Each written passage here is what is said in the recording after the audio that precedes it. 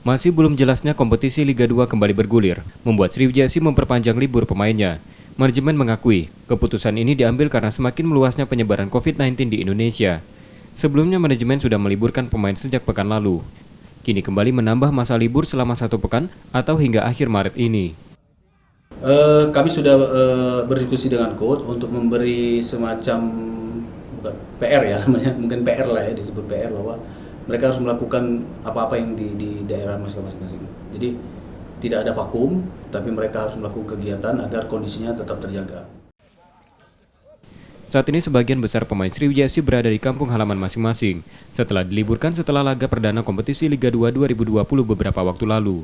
Nur Muhammad, Kompas TV, Palembang. Sriwijaya, hidup pacarnya!